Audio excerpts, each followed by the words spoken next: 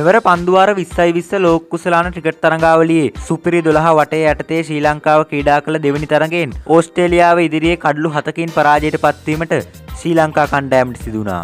මේ තරඟ පරාජයෙන් අනතුරුව ශ්‍රී ලංකා දඟපන්දු යවන ක්‍රීඩක මහිස් තීක්ෂණ මාධ්‍ය ඉදිරියේ පරාජයට හේතු පැහැදිලි කර සිටියා. අද තරගේ පරාජයට හේතුවන කාරණා ගැන මොකද හිතන්නේ? ඔබ තරුණ ක්‍රීඩකයෙක්, නමුත් ඔබ දකින විදිහට කොතනද ශ්‍රී ලංකා කණ්ඩායමට වැරදුනේ? මම හිතනවා අපිට හම්බෙච්ච ආරම්භයත් එක්ක අපිට කැපිටලයිස් කරන්න බැරි වුණා. මැදදී විකට් 4ක් ගිය නිසා. මම හිතන්නේ ඒ නිසා අපි රන් 60ක් විතර ෂෝට් වුණා. මොකද විකට් එක සෑහෙන හොඳට තිබ්බා. අපි බැට් කරලා දෙන්න තේරෙනවා රිලීසින් රන්ස් ගන්න පුළුවන් වුණා. මම හිතන්නේ ඒක තමයි ගොඩක්ම හේතු වෙන්නේ නැති කියලා තරගේ පරාජය වීමට. ඔබ පන්දියවදී ඩිව් එක තිබ්බද? අමාරු වුණා. ඩිව් එක තිබ්බේ නැහැ. නමුත් මම හිතනවා කියන්නේ විකට් එක ගොඩක් හොඳයි.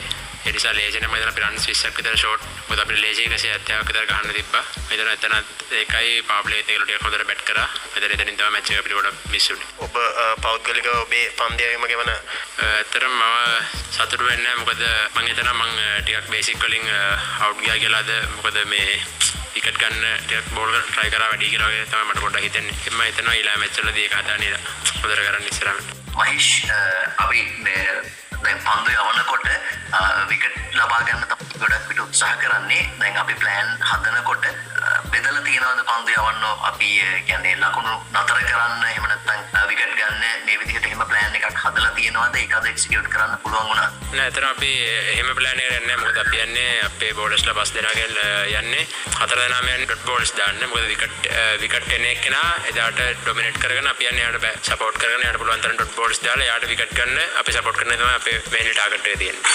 ඔස්ට්‍රේලියානු පිතිකරුවන්ට ඔයාලා වෙන ප්ලෑන්ස් හදලා තියෙන්නේ නැති.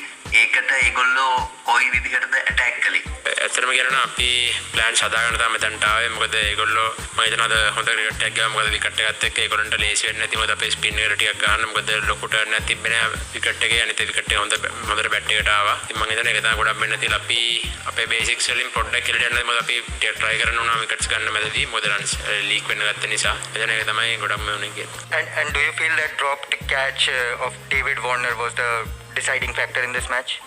I don't think like mistakes happen, but I still think we didn't bowl well and we lost some 20 runs. මේ ගැන ඔයාට හිතෙන්නේ මොකද්ද? අනිවාර්යයෙන්ම කමෙන්ට් එකක් දාන්න. ක්‍රිකට් ලෝකයේ උණුසුම් තොරතුරු දැනගන්න ක්‍රික් චන්ද YouTube නාලිකාව subscribe කරලා පැත්තෙන් දිස්සන බෙල් අයිකන් එක ක්ලික් කරන්නත් අමතක කරන්න එපා. ඉක්මනින්ම අලුත් වීඩියෝ එකකින් හමු වෙමු. ඔයාලා හැමෝටම ජය වේවා. පරිස්සමින් ඉන්න.